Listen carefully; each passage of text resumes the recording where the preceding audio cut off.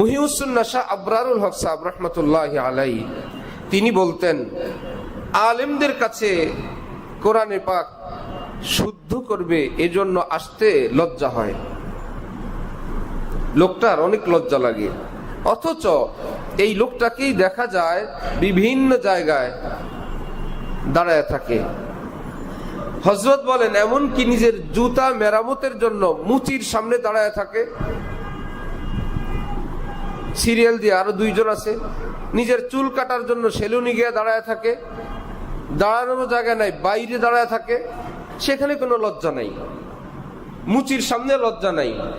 বিশাল কোটিপতি মানুষ একজন গরিব রিক্সাওয়ালার কাছে 80 টাকার রিক্সা ভাড়া দিছে, 90 টাকা ভাড়া, 10 টাকার জন্য দাঁড়ায় আছে, হাত পেতে আছে, 10 টাকা দাও।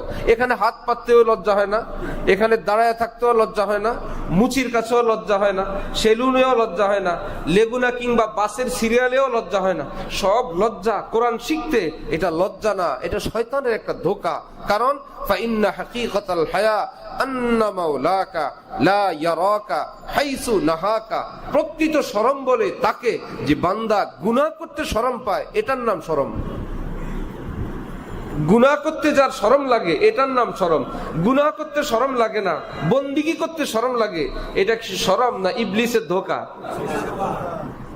এজন্য ডক্টর ইকবাল বলছেন, আজীব মানুষের অবস্থা যে নামাজ দ্রুত পড়ে, নামাজ জলদি সে পড়তে হ্যাঁ ফির সে গুনাহ করনে কে লিয়ে, যে দ্রুত আবার গুনাহ করতে যাবে এই জন্য নামাজটা খুব তাড়ায় পড়ে। কি ব্যাপার, আমার একটু গুনায় যাওয়া লাগবে, টেলিভিশন দেখা লাগবে, খেলা দেখা লাগবে, মিথ্যা এবং ধোঁকা প্রতারণার কাছে যাওয়া লাগবে, কারো দাড়ি শেভ করা লাগবে, শেভ করতে যাবে, এই জন্য নামাজটা দ্রুত পড়ছে। নামাজের পরে আমার শেভ করার টাইম। নামাজ জলদি সে পড়তে হ্যাঁ গুনাহ ফির সে গুনাহ করনে কে লিয়ে। বলে মুসলমানের অবস্থা এত আশ্চর্য, দ্রুত নামাজ পড়ে।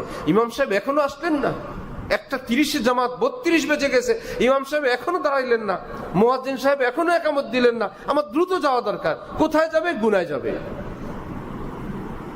আমার ভাইয়েরা, নিজের উপর আল্লাহর জন্য ইহসান করি, নিজের উপর দয়া করি, আল্লাহর জন্য আমরা কোরআনে পাক শুদ্ধ করার চেষ্টা করি। আল্লাহ আমাদেরকে তৌফিক দান করেন।